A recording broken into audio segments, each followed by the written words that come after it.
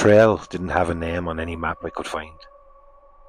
That should have been the first warning. I'd driven out past the last stretch of proper road, where the asphalt turns to gravel, and then to dirt, where even Google Maps just sort of gives up.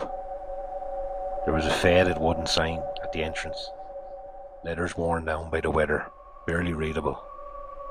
It might have once said something like Ridge Loop or Raven Pass, but now it just looked like scratches. I remember thinking it made it look better, more authentic, less people. That was the whole point. I'd been hiking alone for years. It was my way of clearing my head. No noise, no people. Just trees and the sound of my own boots. I wasn't reckless. I packed properly. Water, snacks, flashlight, backup battery, even a small first aid kit. I told a friend where I was going. I did everything right. And it still didn't matter. The first hour was perfect.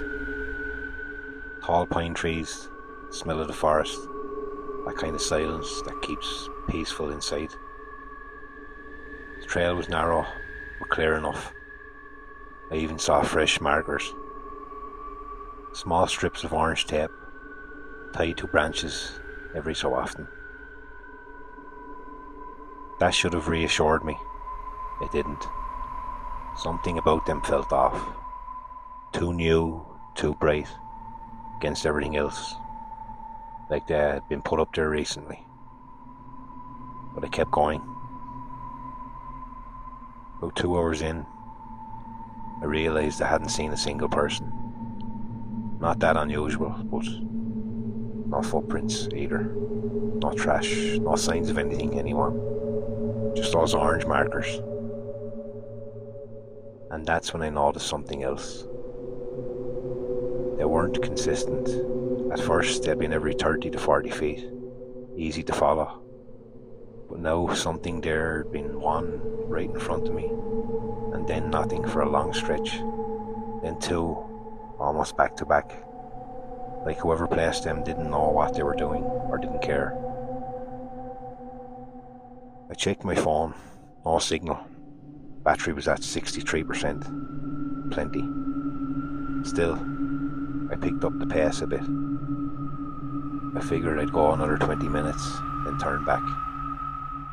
That's when I heard it. Footsteps. Behind me. At first I thought it was just my own echo. My own boots hitting the dirt, bouncing off the trees. But then I stopped, and the footprints stopped. The footsteps stopped too. They took 2 more steps after I froze. Slow, heavy and deliberate. Then silence. I turned around. There was nothing. Just a trail stretching back, empty and quiet. I stood there for a full minute, listening so hard my ears started ringing. Nothing moved. No wind, no birds. Just stillness. I told myself it was an animal. Deer maybe. Something big enough to sound like a person. That made sense, so I just kept going. 5 minutes later, I saw the first backpack. It was just off the side of the trail, half hidden under the bush. Old, covered in dirt. One of the straps torn clean off. I almost didn't stop, but something made me step closer. There was a water bottle sticking out of the side pocket, still half full. I reached out and touched it. It was cold.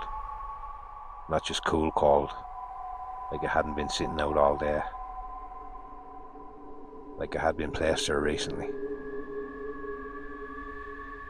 That's when I turned around. I didn't think about it, I just knew it's time to leave. The trail back didn't look the same. That's the only way I can explain it. I followed the path, but things felt shifted. Trees I didn't remember, rocks hadn't been there before, and the orange markers were gone, all of them. I walked faster, then faster. Then I was almost jogging.